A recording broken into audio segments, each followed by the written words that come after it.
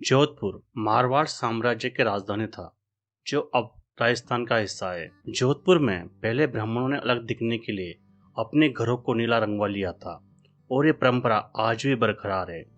20वीं सदी के शुरुआत में मारवाड़ करीब 1 लाख स्क्वायर किलोमीटर में फैला था। मारवाड़ पर राज था राठौड़ वंश के सूर्यवंशी राजपूतों का और इसी वजह से उन्होंने अपने गढ़ का नाम रखा मेहरान, जो संस्कृत शब्द मिहिर यानी सूर्य से बना है। लेकिन मारवाड़ और उसके सूर्य दुर्ग के निर्माण के पीछे एक लंबी कहानी है। नमस्कार दोस्तों, मैं हूं शरण रावत। हम इस वीडियो में जोधपुर के मेहरानगढ़ फोर्ट बनने की दिलचस्प कहानी को जानेंगे और यहाँ आपको कब आना चाहिए और यहाँ का टिकट कितना है, जैसे सवालों का जवाब आपको इस वीडियो से मिल जाएगा। वीडियो को लास्ट तक देखें। अगर आप चैनल पर नए हो तो चैनल को सब्सक्राइब कर ले। राठौड़ मारवाड़ के मूल निवासी थे।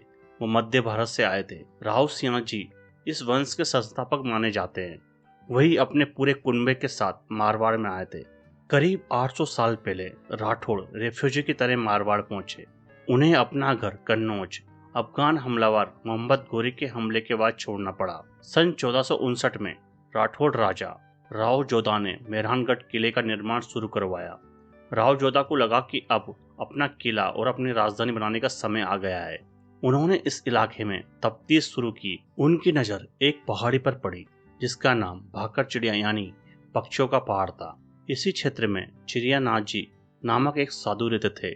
जब महाराज ने उनसे क्षेत्र खाली करने के लिए कहा तो उन्होंने मना कर दिया। जब कहीं प्रयास विफल हो गए तो महाराज ने करणी माता की मदद मांगी और आखिरकार उन्होंने ये उपाय किया। चिड़ियानाथ जी ने वहां से हटने के लिए हाँ भी भर दी थी, लेकिन इससे पहले उन्होंने मेहरानगढ़ किले को श्राप दे दिया। उन्होंने महाराज से कहा कि उनकी भूमि हमेशा पानी की कमी से ग्रस्त रहेगी। हालांकि महाराज ने हाथ साधु को मेहरानगढ़ किले के पास एक घर और मंदिर देकर उन्हें खुश करने की कोशिश की, लेकिन श्राप का असर खत्म नहीं हो सका। कहीं पुजारियों और बुद्धिमानों ने सुझाव दिया कि इस श्राप की ताकत को कम करने के लिए मानव बलि दी जानी चाहिए। यहाँ के एक निवासी राजा राम मेघवाल ने आगे आकर स्वेच्छा से बलिदान देने की पेशकश की। उनकी एकमात्र शर्त यह थी कि उनके परिवार को हमेशा के लिए सहायता दी जाए।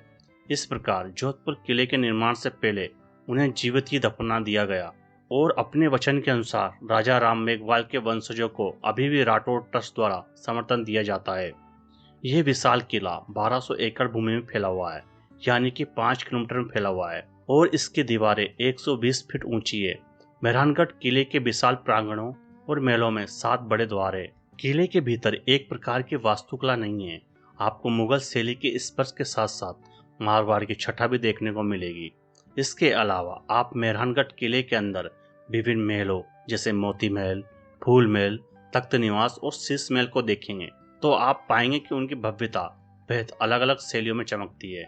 मेहरानगढ़ किले के लोहा गेट में प्रवेश करते ही आपको इसके मेहराबों पर भगवा रंग के हाथ के निशान दिखाई देंगे। ये निशान उन महिलाओं ने बनाए थे जिन्होंने महाराज अजीत सिंह की मृत्यु के बाद सती हो गई थी। 16 छापों में 5 रानियों के और बाकी उनकी दासियों के थे। मेहरानगढ़ किला देखने के लिए आपको कोई पैसा नहीं देना होता, लेकिन अगर आप यहाँ बना म्यूजियम देखना चाहते हैं तो उसके लिए यहाँ टिकट लगता है। इसके अलावा आप पास में जसवंत थड़ा देख सकते हो। जोधपुर में गर्मी अधिक होती है तो यहाँ आने का सबसे अच्छा समय सर्दियों का है। इनके अलावा आप जोधपुर में मंडोर गार्डन, जसवंत थड़ा देख सकते हैं। तो दोस्तों, आपको वीडियो कैसा लगा हमें कमेंट बॉक्स में लिखें और इस वीडियो को लाइक और शेयर करें।